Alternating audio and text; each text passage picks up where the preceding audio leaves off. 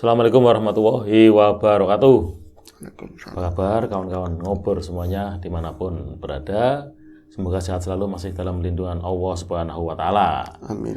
Ya, jumpa lagi di sini bersama kami di channel Ngobor, ngobrol tentang yang horor-horor. Ya, tentunya seperti biasa nih, ada Mas Ayung, sebagai narator kita yang akan menemani kita kurang lebihnya 30 menit ke depan. Ya, silakan Mas Ayung, monggo. Ya baik, terima kasih. Ini sebelumnya jadi lihat pembukanya kayak acara ini ya, acara Acara apa sih Mas Ayung? apa ya, anak-anak di hari Minggu dulu loh. Oh, tralala trilili. Ya, seperti itu. Ya di sinilah bedanya ngobor ya, kadang-kadang kesan horornya itu menghilang begitu saja ya Bang. Ya. Iya. Baik, sebelum ke cerita, kami mau ucapin terima kasih untuk teman-teman yang sudah selalu mendukung kami, sudah setia mendukung kami dalam bentuk apapun. Semoga kebaikan teman-teman semua dikembalikan lagi oleh Gusti Allah Ta'ala dengan sesuatu yang lebih baik tentunya. Iya. Oke, karena pembukanya sudah, langsung ke cerita saja Bang. Lagu pertama apa? Lagu pertama, iya. Jadi Ya, cerita ini kejadiannya sudah lama sekali, hampir mau 15-an tahun. Ada di suatu kampung, masih daerah kita, masih daerah saya di bagian Tegal bagian lor sana ya.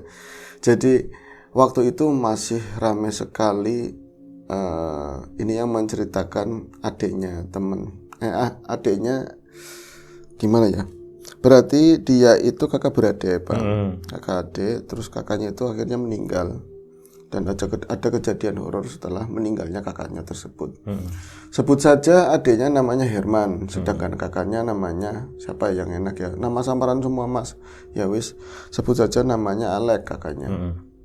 Mereka berdua memang dari dulu, dari zaman bapaknya sama lingkungan sekitar itu sangat menggemari otomotif. Jadi ceritanya besok harap jadi pembalap. Nah iya. Serius banget itu yang namanya motor diprotoli bengkel-bengkel itu loh yang speed ya. Iya. Mereka juga ada saudara yang memang mengkhususkan diri di bidang tadi ya, mempercepat motor untuk tadi ikut-ikutan balapan motor yang resmi maupun yang nggak resmi. Dan banyakan yang nggak resmi. Iya, karena kalau resmi kan banyak ini ya fase yang harus dilalui. Kemudian pernah daftar ke wetan sana juga ternyata nggak semudah itu. Akhirnya ya wong hobi harus tersalurkan. Kalau mama katanya Mas, tadi siapa yang cerita? Mas, aduh kelaleran ban. Yang cerita apa? Herman ya. Iya. Terlalu banyak tokoh. Mas Herman itu sebenarnya ngomong gini, kalau mama saya, ibu saya udah ngomong wanti-wanti udah dari lama. Ya Allah, wong kon bocah lanang loro-loro nedok. Anak laki-laki, aku punya anak cuma 2 ya. Mbok ya yang satu ikut kayak bapaknya, kayak om-omnya itu seneng balapan, seneng apa. Mbok yang lain kamu man, gak usah ikut-ikutan. Kamu senengnya dagang kayak apa, seneng apa hobi yang lain, main bola atau apa. Jadi misalnya anak apa-apa, masih duwe anak katanya. Kalau ada apa-apa saya masih punya anak kayak gitu. Itu ucapan mungkin Jangan khawatirnya mungkin ya. ya saking khawatirnya dan mungkin itu udah terpendam sejak sudah lama sekali. Kata Mas Herman itu ibu saya udah lama sekali memendam kekhawatiran, memendam rasa nggak suka. Ya namanya seorang ibu ya Mas. Pastikan kalau kita ada jatuh lecet-lecet, kadang-kadang terkilir, pernah juga kakak patah tulang itu aja. Nangisnya udah kayak apa, suruh berhenti, jangan main-main motor lagi, tetap aja kita kukuh untuk main motor, alih-alih kita itu pengen jadi atlet ya, yang lain ya memang itu hobi ibu turun temurun mungkin seperti itu, tetap kami nggak berhenti. Dan itu mungkin ucapan ibu kali kesekian yang memang dia udah nggak tahan lagi untuk ngomongnya itu ya kayak gitu. Kami cuman berdua. Kalau misalnya punya hobi, mbok yang lain itu beda. Jadi kalau misalnya ada apa-apa, saya masih punya anak, itu ketemahan itu kejadian benar-benar. Jadi suatu ketika saya waktu itu malah nggak dilibatin sama kakak saya. Biasanya kan kalau ada event-event kayak gitu, walaupun nggak resmi itu, namanya apa sih balapan pendek itu Bang? Oh, drag race. Drag ya. Iya, drag race yang tarikan satu arah tuh. Bus. Iya, tarikan satu arah itu di daerah lor. Sekarang udah jadi jalan bagus sekarang. Itu dulu Gimana waktu sih Jalingkot? ya mungkin daerah-daerah di situ situ paling sering-seringnya ya, iya. bukan sekitar situlah, nggak Track lurusnya enak itu sih. iya, nggak diceritain dengan jelas, pokoknya di daerah-daerah lor sana. Kemudian kata Mas Firman, ya waktu itu saya sih masih sekolah, masih SMA kelas 2-an, cuman biasanya tetap aja kalau mau ada taruhan, ya taruhan, Iya, tetap aja Mas itu ngomong, terus ada om saya juga ngomong, tetap kita jadi kru atau apa, itu bener-bener senyap, posisinya bener-bener senyap, nggak ada kabar sama sekali. Dan kalau desas-desusnya, karena kakak saya si Rudi tadi ya, Alex, iya, salah terus namanya si Alex itu, nanti benerin bang kalau ada salah lagi. Rudi nama aslinya bang. Ya. Nah si Alex itu kabar-kabarnya ada sangkutan uang dan memang ditagih sama seseorang, harus, jadi mau nggak mau dia harus nerima tantangan. Emang modelnya begitu ya, nantang nanti ketemuan di mana kayak gitu. Itu tarikan pendek katanya. Cuman ya tadi ya, saya aja yang sebagai adik punya firasat yang banyak nggak enaknya, karena waktu itu saya juga main kemana-mana walaupun hubungannya yang nggak jauh-jauh dari motor, Koslawi kemana aja begitu ke teman-teman ya tadi ya ngurusin motor tapi saya nggak tenang sama sekali waktu itu. Saya emang pergi dari rumah, bukannya ini ya, tapi memang main begitu, itu biasa, ibu saya udah biasa. Saya main dari jam 3:30 sampai pulang itu jam 2. Waktu itu belum pakai telepon kayak sekarang, jadi kabar apapun saya nggak dapat. Jadi main di Slawi, di sana gonjreng-ganjreng gitaran, tetap kita otak-atik motor, rasanya nggak enak banget. Dan aneh banget, sekitar jam berapaannya, setengah dua itu saya itu memang lelah, saya itu ngantuk. Posisinya saya mungkin sekarang ya daerah-daerah alun-alun Slawi situlah. Itu saya merasa ada yang aneh begini. Saya itu kok lagi-lagi kayak dengar suara kakak saya si Alek, kayak dengar suara abangnya itu loh, kakaknya itu kayak semacam manggil nama, man pulang man, ada kayak gitu. Cuman kalau misalnya nengok ada di situ kan banyak pepohonannya, gelap gitu kan, nggak kayak sekarang kan udah rapi banget. Itu nengok ada suara abang saya gitu kan, malah teman-teman bilang gini, kon kayak bocah gerayasen sih kayak gitu, kamu itu kayak bocah yang nggak tenang, lagi mikirin apa gitu kan, kata teman-teman saya. Terus saya akhirnya nggak apa-apa, nggak tahu, badannya nggak enak, pikirannya juga aku lagi nggak tahu mikirin apa. Kalau nggak enak mendingan pulang, nanti kamu nongkrong malah nggak asik, lagi udah jam segini. Kalau mau pulang ke rumah ya ayo kita tidur di rumah saya, kata teman saya yang ada di Kalisapu atau daerah Slawi sini, ada yang situ. Cuman saya bertahan. Nah sekitar jam 1:30-an itu saya melihat jelas banget lah dalam ini mata kepala saya sendiri, kakak saya itu datang nyamperin pakai motor yang biasa buat itu, buat ngedrag. Iya, itu biasanya nggak dipakai buat jalan-jalan kayak gitu, khusus apalagi buat balapan. Iya, khusus buat balapan. Ih, wong kentir, kata saya begitu. Mas kok kentir ya, kesini-sini kok bawa motor kayak gituan. Cari musuh juga gitu-gitu banget dong. Biasanya kan udah ada link-linknya lah seperti itu. Kalau sekarang udah ada kayak gitunya. Nah, itu nyamperin saya lagi jongkok, pegang grey ya, atau ini apa? Obeng, lagi ngotak-atik bagian karbu motor saya.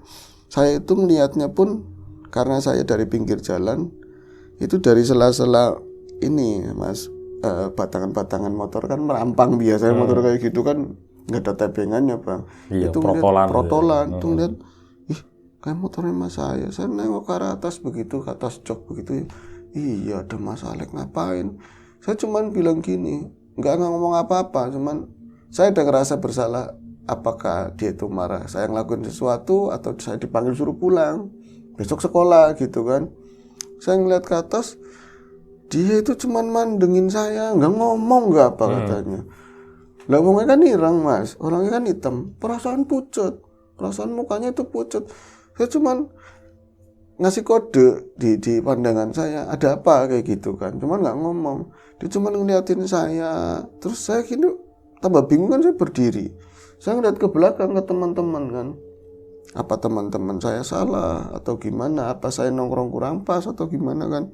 Saya geser, tapi nggak nyamperin abang saya ya di belakang motor. Pas di ujungnya motor, di belakang motor, dia tetap ngeliatin ke arah saya baru mau ngomong, "Mas, kok kesini?" gitu kan, "kok bawa motor itu?" Dia udah jalan lagi. Begitu aja, dan saya tuh ngelegleg kayak orang, ngelegleg itu kayak mematung ya. Jadi saya cuman diem ngeliatin dia tuh arah ngalor ke sana. Dan saat itu benar-benar sepi banget, nggak ada kendaraan satupun yang lewat. Bahkan orang-orang dagang itu udah hampir semua tutup.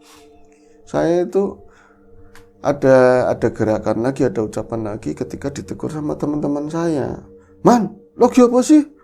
Bocah kok kayak wong kesambat," katanya. Orang tuh kayak orang lagi sawan, lagi kena ini.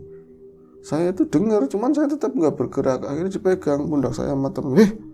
Dinum, ini diminum. Ya dulu ada banyu setan, Bang. Itu banyu setan yang cidukan begitu. Ya kenakalan remaja kayak itu, dinum, enak aja minum tapi nggak mau giliran kayak gitu. Saya nengok lagi, saya minum sedikit dan udah nggak enak lah. Dari awal saya udah nggak enak. Teman-teman bilang gini, "Kamu tadi kok tahu-tahu berdiri terus melongo, ngeliatin ke depan, itu kamu ngeliat apa sih? Ngeliat setan?" Digituin sama teman-teman. Kan bingung, Mas, digituin. "Lah, lihat setan? Emang kamu tadi nggak ngeliat?" Saya ngomong begitu. "Ngeliat apa? Orang nggak ada orang lewat sama sekali. Tadi ada motor itu di depan kita berhenti." Saya nggak ngomong abang saya, nggak ngomong itu Mas Alek, nggak ngomong. Takutnya saya tuh dibilang gila, stres karena mabok kayak gitu loh. Akhirnya, wah, bocah wis kentir, bocah udah gila, baru minum sedikit aja udah begitu, apalagi minumnya banyak.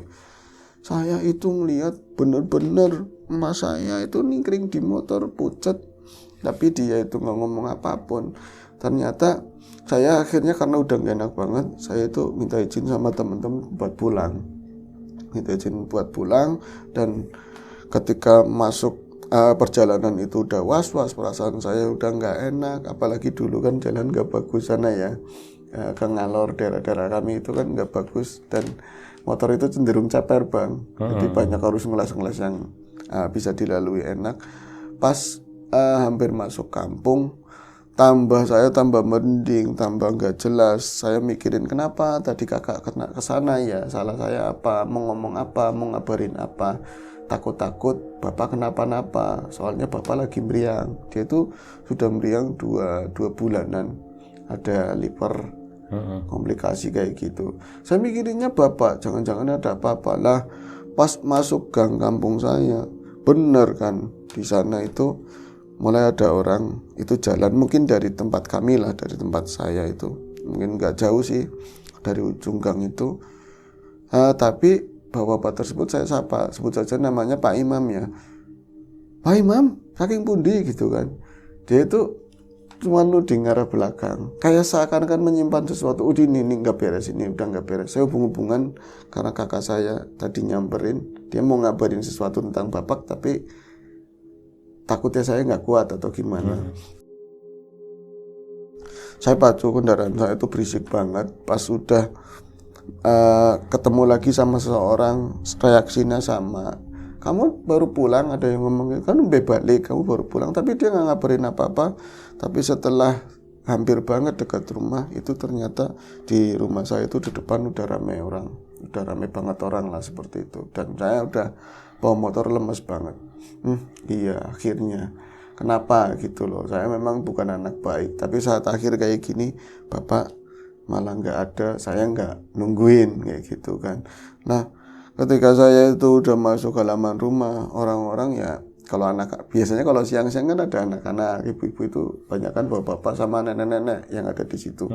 Terus, "Ya Allah, Herman kayak itu kakakmu kayak itu." "Hah? Kakak saya kenapa?" Saya itu ngelihat bapak, malah ada bapak saya itu malah rada waras. Maksudnya ada sehatan, biasanya kan dia cuma baringan apa, dia itu ada di pintu. Maksudnya dari pintu depan itu kelihatan dia berdiri. Kakak saya langsung tuh, Saya kenapa? Saya lari ya. Itu di sana ada paman saya yang ikut biasanya nyeting segala macam. Itu ada di situ muluk-muluk saya. Saya nggak bisa nangis, nggak ngerti ada kejadian apa. Itu akhirnya pas saya berusaha masuk. Akhirnya ada yang ngasih tahu dari keluarga kalau kakak saya itu kecelakaan. Itu lagi tarikan begitu bang. Cuman katanya aneh kejadiannya itu. Kan kalau misalnya gini kan nggak lawan arah ya, kosong.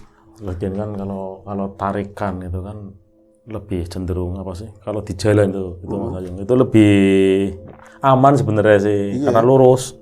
Terus jalan itu pasti udah disterilin semua. Nah, itu pasti ada apa-apa dengan motornya. Oh, ada kendala di motornya pasti. gitu. Iya katanya. Ya ikutnya nggak nabrak apapun, tapi begitu saja jatuh, terus meninggal di sana, meninggal di tempat kayak gitu. Cuman kan karena waktu itu mereka masih ragu ini masih ada atau enggak, dibawa ke rumah sakit dan mayitnya lagi dalam perjalanan katanya seperti itu. Nah, saya nggak bisa nerima itu ya, nangis kenceng-kencengnya guguk saya. Saya ngomong tadi di Selawi saya ngeliat tadi di Selawi itu saya itu ketemu sama abang saya di jam persis ketika dia itu katanya jatuh. Ketika jatuh itu di jam yang persis saya nggak bisa nerima. Dan ketika saya itu nggak tahu antara marah, nangis dan lain-lain lah, saya itu sepertinya melihat kakak saya itu ada di, berarti pintu masuk rumah saya itu, Mas, kata si Hermannya ada kembang hidup itu ya, kembang pagar yang biasanya dibentuk itu kalau pas ini rada sempit, dia itu cuman kalau buat gerobak pas lah, motor 2 paling segitu. Kakak saya berdiri di situ, itu agak jauh dari tempat kami. Saya pas lagi marah-marah, kakak saya perasaan ada di situ. Entah saya yang lihat, cuman saya yang lihat atau memang apa ya, dia pakai pakaian yang biasa dia pakai hari-hari.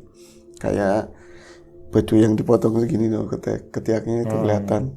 Dia itu berdiri, celana ini 3/4, melihat ke arah saya, tapi emang pucat banget modelnya, ada di tengah-tengah kembang di pagar itu ya. Saya tuh nggak ngomong apa-apa, tahu-tahu ada nenek-nenek, ya Allah kayak itu ternyata ngeliat juga ada si Mas Alek ada di situ. Lah kue bocah mene daning bocah mene. Itu kenapa bocahnya kok bocahnya ke sini? Nenek-nenek tua kan biasanya ada yang awas begitu. Nyai, menang boy aja gawe ribut, jangan bikin rame nanti buat omongan orang-orang. Itu nggak lama ambulan datang. Ya udah, akhirnya kayak gimana rasanya saya sebagai adik aja begitu, apalagi ibu saya. Dan ucapan ibu yang kemarin itu ternyata yang dengar bukan cuma saya, tapi ada tetangga juga dengar. Wih sih gara-gara mama nek wingi ngomong kayak gitu. Ada seperti itu, kayak landep-landepnya ucapan ibu begitu. Padahal ibu begitu juga mungkin karena sudah jengah, kekhawatirannya itu bukan di hati aja, sudah keluar dari mulut begitu ya. Akhirnya singkat cerita, nggak lama itu ambulan datang. Kita nunggu sampai pagi dan keadaannya itu nggak parah, kayak utuh begitu aja. Cuman memang ada darah yang keluar dari telinga, kepalanya berarti. Iya, berarti bagian itu, dan besoknya dimakamkan. Saya itu sehari-hari pokoknya nggak bisa ninggalin ibu. Memang itu kakak saya, sayang sama kakak saya, tapi ini karena sering lihat kecelakaan, ini bagian dari kemungkinan besar risiko yang paling besar ya seperti ini. Saya mungkin bisa kuat, tapi saya nggak kuat ngeliat ibu. Dan saat itu saya nyadar hobi ini beresiko, hobi ini sangat beresiko, dan kehilangan itu nggak enak. Itu saya sebagai adik, apalagi ibu saya. Bapak nggak ada reaksi apapun. Mungkin laki-laki lebih kelihatan tegar begitu ya. Akhirnya besok paginya dimakamin, dan tibalah saatnya saya ngalamin sesuatu yang di luar nalar. Saya pernah dengar cerita-cerita orang mati nemuin keluarga. Mungkin itu yang saya alami. Ceritanya gimana Mas Herman? Ya wong, biasa ya Mas, kalau malam itu kan ngadain tahlilan setelah misalnya pagi siangnya itu dimakamin. Kita tahlilan itu biasanya kalau misalnya tahlilan itu kan habis lepas isya gitu ya, bapak-bapak di lingkungan. Terus kita nggak ngundang, jadi ngundangnya di pemakaman, ada yang ngomong Pak Lebe. Mangke dalu nek misalnya jenengan kersa niat, mangke rawuh teng gone Pak Hasan badhe nderek tahlilan monggo. Nanti malam siapa yang sempat ikhlas monggo mendoain almarhum mau tahlilan itu habis isya. Nggih udah ngomong seperti itu kan. Nah, habis maghrib biasanya itu untuk ibu-ibu sama anak-anak itu ngaji yasin. Ngaji yasin akhirnya ya rumah saya rame dan semua banyak kan tertuju ke ibu semua, ngibur ibu tuh pingsan bangun kayak gitu terus soalnya.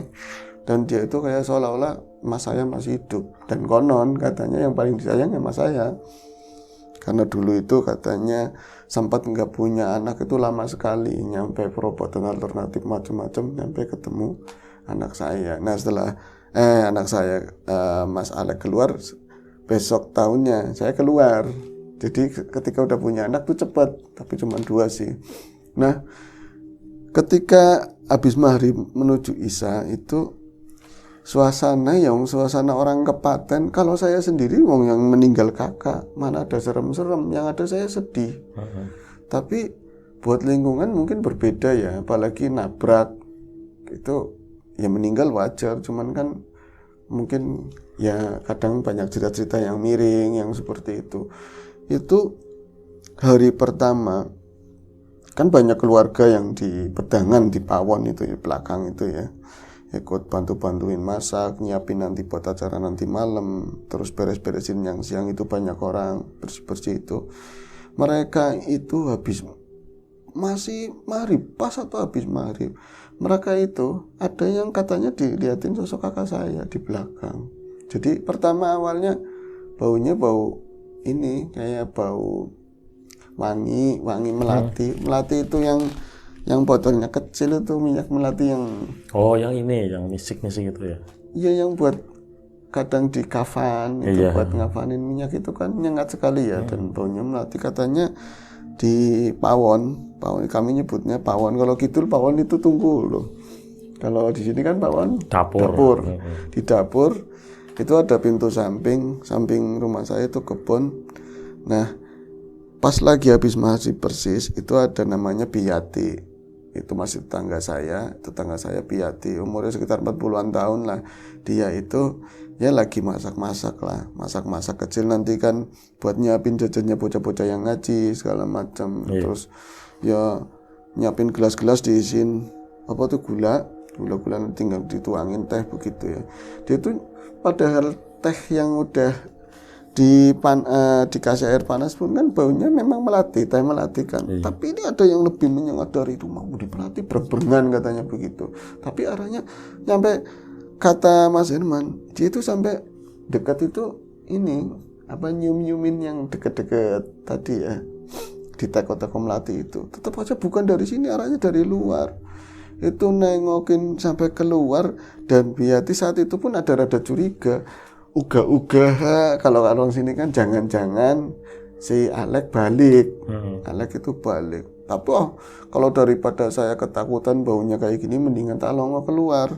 Itu keluarlah dari pintu samping. Ya dari tempat dia berdiri itu tadi paling berapa langkah. Di sini itu ya tempat Dragon, kalau dulu masih ada Dragon. Tapi nggak fungsi sih, udah Pak ganti keran. Nah itu Biyati keluar, nengoklah ke arah kiri kanan di kebun, sepi, nggak ada siapa-siapa. Tadi merinding banget. Baliklah lagi dia ke tempat semula, mulai ngucurin gelas karena sebentar lagi mau isya dan anak-anak udah pada selesai, nanti dikasih wedangan teh begitu kan.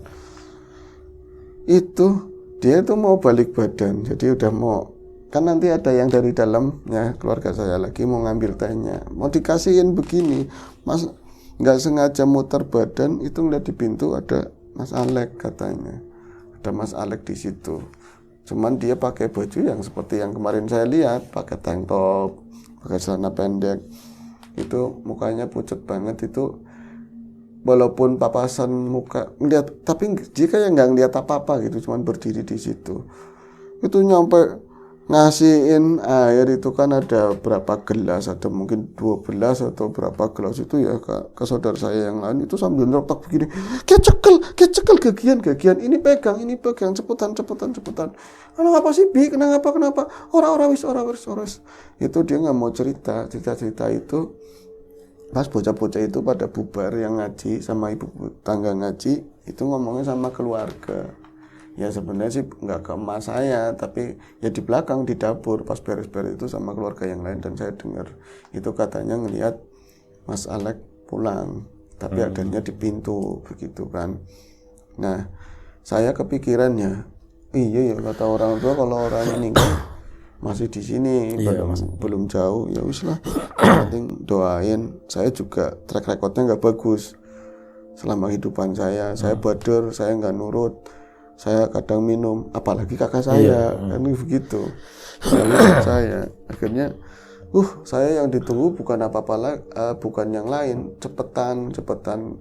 Moga-moga orang berangkat tahlilan banyak, terus pada ikhlas, biar doanya kakak saya dapat kebaikan dari doa-doa itu. Nah, tahlilan hari pertama akhirnya berjalan lancar dan alhamdulillah. Mungkin karena Bapak juga dulu di masyarakat bagus ya, kalau lihat kakak saya mas saya yakin orang itu nggak bakalan pada datang, pada jeleh, mungkin pada malas karena berisik terus ya kami kayak gitulah. Tapi ngelihat orang tua saya sama ibu mungkin yang datang itu banyak. Dan singkat cerita aja ya mas, saya ya wirawiri bagian, saya nggak ikut duduk tahlil, bagian inilah konsumsi masing-masing macam-macam. Saya berusaha buat tegar sama saudara-saudara yang lain.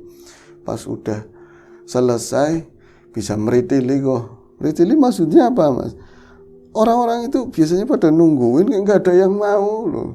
Nggak ada yang mau itu melekan gitu melekan di rumah. Itu nggak ada yang mau. Itu tinggal orang dekat kami itu paman, terus Biyati tadi yang di belakang itu paling berapa orang, bener-bener sepi nyenyet, sepi banget.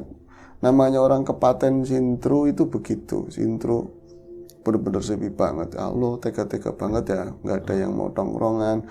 Lah sampean nggak ngoling teman-teman motor atau apa? Sibuk lah macem-macem. Saya di situ saya mulai ada rasa sakit hati. Maksudnya kok begitu ya? Kalau misalnya buat senang-senang cepat. Ada. Kalau ada yang seperti ini, bahkan mereka ketika kakak saya dimakamkan pun nggak datang, malam juga nggak datang, suruh melekan di sini banyak wedang, banyak apa, mereka nggak datang. Saya dari saat itu saya nggak bakalan main-main motor lagi, main-main sama teman saya, udah mau jadi anak baik, niatnya seperti itu kata Mas Herman ya.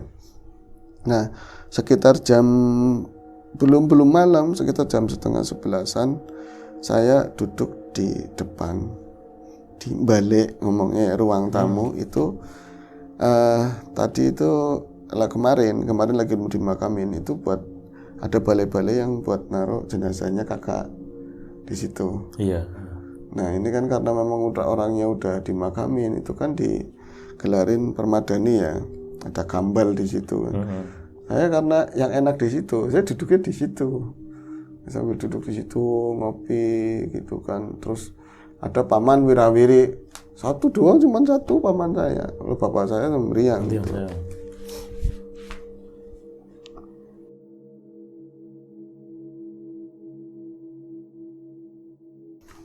Nah kalau zaman sekarang mungkin saya udah main WA, nonton YouTube, mending ya. Kalau dulu ada HP jadul, HP sejuta umat itu. HP sejuta umat lagi pula kan kalau SMS juga biayanya mahal apa gitu. Mau SMS sama siapa? Teman-teman udah begitu. Terus saya kadang bangun, kadang-kadang nengok keluar, masuk lagi ngelihat ibu masih matanya gede banget kayak gitu, ditemenin sama mbah saya sama nenek saya. Nanti saya kok masuk lagi ke belakang, Biyati masih melek atau enggak. Itu benar-benar suasana itu adem, nyenyes.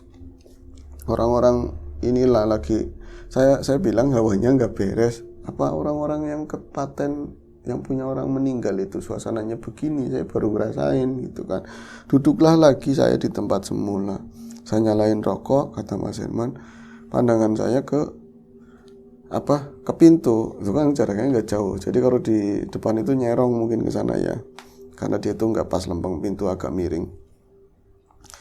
Itu perasaan saya, Mas. Tadi ada orang di luar gitu loh, ada orang di luar. Pas saya duduk barengi dia itu geser ke arah kiri rumah, maksudnya bagian depan. Siapa ya? Kok paman saya kayaknya di dalam tadi. Saya nanyain Biyati, lagi di WC gue, lagi di WC katanya begitu, buang air atau apa. Nah itu di depan siapa? Ya kan kebenaran, oh ada tetangga. Mau dia itu di sini mau nyari rokok itu di gelas banyak gitu kan, taruhnya di gelas-gelas gitu ya. Mau nyari wedang kopi, yang penting buat temen sini. Akhirnya kan saya bangun, tahu-tahu depan itu nggak ada sama sekali, nggak ada orang blas. Bahkan kalau dari rumah saya, Mas, itu sampingan kebun itu rapat banget dan ada pagar bambu. Samping kanan juga ada kebun, tapi itu walaupun nggak ada pagarnya itu rapat, jadi nggak ada akses lah. Aksesnya itu dari depan satu-satunya, itu yang dari kembang-kembang hidup itu loh. Kok orang cepet banget, siapa ya tadi ya? Saya keluar tengok-tengok, malah saya ngeri sendiri. Gara-gara apa? Ngelihat bekas itu orang yang buat mandiin kakak. Itu kan kalau kebiasaan orang kita ya, dikasih lampu, kasih cepon ditutupin, itu serem banget. Dan banyak-banyak ini loh, baunya bau sabun, masih ada becak-becak gitu ya. Bayangin, ya Allah, iya ya, saya udah nggak ada. Mancing aku mau masuk lagi, itu ada suara, man, kayak gitu, dan itu suara kakak saya, Mas. Yakin suara kakak saya. Mas tolong namanya jangan di ini nih, Mas. Iya, buat pengalaman cerita horor aja. Oke. Saya masuk, itu kayak suara kakak saya. Enggak, itu perasaan, karena tadi saya itu bayang-bayangin yang enggak. Saya itu akhirnya duduk di tempat semula, utak-utik HP dulu itu ada permainan Tetris apa-apa. Iya, Tetris gitu ya. Dulu gitu kan. Terus pas saya itu perasaan nggak tenang, lama-lama itu bau melati itu bau banget, bau melati. Saya sih nggak, sholat juga kadang Jumatan toh katanya, kalau cuma Jumatan, terus nggak pernah yang namanya itu pakai minyak begitulah. Ada yang udah jadi, itu aja males saya pakai gituan. Bau melati itu saya nggak bisa mendeskripsikan itu melati, tapi itu bau wangi banget yang jelas. Bau wangi banget ya. Tambah nyengat kayak di hidung, melati itu kayak minyak itu ditempahin ke hidung. Saya ngomong ke dalam, Om, ke paman saya, Om, tidur. Itu nggak ada yang nyautin, malah nenek saya, lah bukan kesel pembeli pan turu. Kalau siapa tahu capek mau tidur, kamu mau tidur juga tinggal tidur. Tapi yang di depan itu sound kecil kan ada, dimasukin gitu kan. Nggih Mbah, aku bilang kayak gitu Mas. Tapi ini bau tambah wangi, lama-lama berangsur mudar. Jadinya bau anyir kayak wong gorok wedhus kayak lho, bau kayak gitulah, bau darah, bau apa. Tapi ya nggak ada perengus-perengusnya, anyir, nggak enak lah, antara amis macem-macem. Nah itu lama-lama baunya itu berubah jadi kayak bau bangkai, semacam tadinya kayak bangkai curut kayak gitu, bangkai tikus, tapi kok baunya kayak gini, bau wanginya mana? Itu saya nggak berani nengok kemana-mana. Dan saat detik itu, ini kan lampu emang diganti terang begitu ya. Saya dari tadi baru nyadar, saya kan duduknya di itu ya, di tempat yang buat naro kakak mayit itu. Ya aturannya jangan takut di situasi yang seperti itu, takutan kan. Kok aku di sini, pindah geser ya. Kok takut pengen masuk ke dalam, ke ruang tengah, tapi saya jangan jadi cemen. Akhirnya saya pindah geser itu di samping pintu depan, cuman ngadepnya ke dalam. Kalau di luar itu tinggal nengok begini tuh pintu luar. Itu nggak lama baunya tambah menjadi-jadi dan ada seseorang yang duduk di luar. Tiba-tiba sekali ada seorang yang duduk di luar. Cuman kalau bedanya ini di sini pintu depan. Mas Herman itu madepnya ke dalam. Dia itu, sosok itu ngadepnya keluar, di luar dan ngadepnya ke halaman begitu ya. Kayak dia di sini, itu di sana, tapi ngadepnya ke sana. Itu saya tadinya nggak begitu nyadarin, tapi bau itu semakin menjadi-jadi dan di sudut mata sebelah kanan saya itu kayak anak wong jagung sih, kayak ada orang duduk. Nggak berani ngelirik, tapi saya juga nggak berani bangun. Nggak tahu, ada penasaran, ada takut. Pas saya ngelirik begitu, ada orang duduk beneran. Dan saya langsung kenal dari kakinya, dari celananya itu. Celananya dan kakinya kakak saya. Maksudnya si Mas Alek ya. Saya di situ antara ngerasa bersalah, ketakutan, dan juga itu kakak pengen tak tanyain gitu loh. Mas, saya minta maaf, kenapa sih itu nggak ngomong, kenapa mau ada acara kayak gitu ngomong. Tapi campur-campur banget. Ini pikiran saya udah mulai, udah meninggal gitu, udah meninggal berarti itu sesuatu yang di sini kan. Saya mencoba buat nengok sedikit memastikan, dan itu dari dia duduk tuh begini endak ke dengkul, jadi kayak dengkul begini, kayak gini lah posisinya. Itu benar-benar kakak saya. Cuman saya ngeliatnya itu dari samping, kata Herman. Saya nggak berani negor apa-apa, baru tak kumpulin keberanian, dan saat itu om saya lihat dari pintu tengah itu lagi ke arah saya gini, lagi datang ke arah saya, dan saya pengen ngomong, ada kakak, ada ini mau ngomong kayak gitu, ada kakak saya, ada Alek di situ, ada Alek di situ. Saya kalau manggil kan kadang Mas, kadang enggak gitu kan. Itu mau ngomong kayak gitu, nah apa kok digituin, kata om saya. Itu baru saya mau buka, mau ada mak, itu nggak ada, di luar itu nggak ada sama sekali.